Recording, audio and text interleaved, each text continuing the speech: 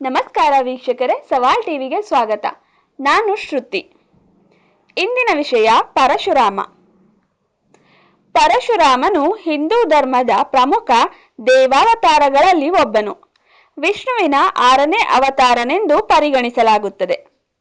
ಅವನನ್ನು ಭಾರ್ಗವ ರಾಮ, ಜಮದಾಗ್ನಿ ಪುತ್ರ ರಾಮ ಎಂದು ಕರೆಯುತ್ತಾರೆ.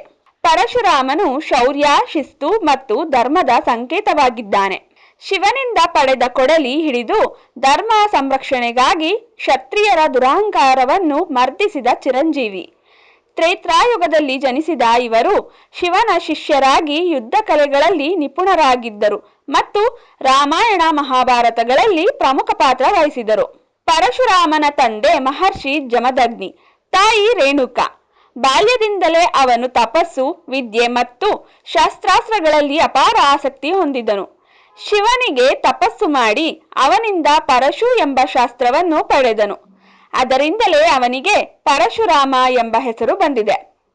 ಆ ಕಾಲದಲ್ಲಿ ಕ್ಷತ್ರಿಯ ರಾಜರು ಅಹಂಕಾರದಿಂದ ಜನರನ್ನು ಹಿಂಸಿಸುತ್ತಿದ್ದರು. ಧರ್ಮವನ್ನು ರಕ್ಷಿಸಲು ಮತ್ತು ಅನ್ಯಾಯವನ್ನು ನಾಶ ಮಾಡಲು ಪರಶುರಾಮನು ಕ್ಷತ್ರಿಯರ ವಿರುದ್ಧ ಹೋರಾಡಿದನು. ಅವನು ಧರ್ಮದ ಪರವಾಗಿ ನಿಂತು ಅನ್ಯಾಯಕ್ಕೆ ತಕ್ಕ ಉತ್ತರ ನೀಡಿದನು. ಪರಶುರಾಮನು ಮಹಾನ್ ಗುರು ಕೂಡ ಆಗಿದ್ದ. ಭೀಷ್ಮ, ದ್ರೋಣಾಚಾರ್ಯ, ಕರ್ಣ ಮುಂತಾದ ಮಹಾವೀರರು ಅವನ ಶಿಷ್ಯರಾಗಿದ್ದರು. ಅವನು ಯುದ್ಧ ಕೌಶಲ್ಯದಲ್ಲಿ ಅಪಾರ ಜ್ಞಾನ ಹೊಂದಿದ್ದ. ಸೀತಾ ಸ್ವಯಂವರದ ನಂತರ ಪರಶುರಾಮನು ಶ್ರೀರಾಮನನ್ನು ಭೇಟಿಯಾದನು. ರಾಮನು ತನ್ನ ಶಕ್ತಿ ಮತ್ತು ವಿನಯದಿಂದ ಪರಶುರಾಮನ ಹೃದಯ ಗೆದ್ದನು. ಆಗ ಪರಶುರಾಮನು ತನ್ನ ಶಕ್ತಿ ರಾಮನಿಗೆ ಸಮರ್ಪಿಸಿ ತಪಸ್ಸಿಗೆ ಹೊರಟನು. ಪರಶುರಾಮನ ಜೀವನದ ಅಂತ್ಯವು ಯುದ್ಧದಿಂದಲ್ಲ, ಶಾಂತಿ ಮತ್ತು ತಪಸ್ಸಿನಿಂದ ಮುಕ್ತಾಯಗೊಳ್ಳುತ್ತದೆ. ಅವನು ತನ್ನ ಜೀವನದ ಬಹುಭಾಗವನ್ನು ಧರ್ಮ ರಕ್ಷಣೆಗೆ ಮೀಸಲಿಟ್ಟಿದ್ದನು.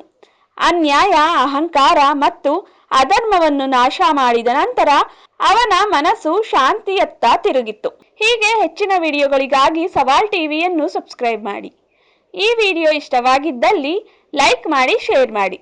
ನಿಮ್ಮ ಅನಿಸಿಕೆಗಳನ್ನು ಕಮೆಂಟ್ನ ಮೂಲಕ ನಮಗೆ ತಿಳಿಸಿ.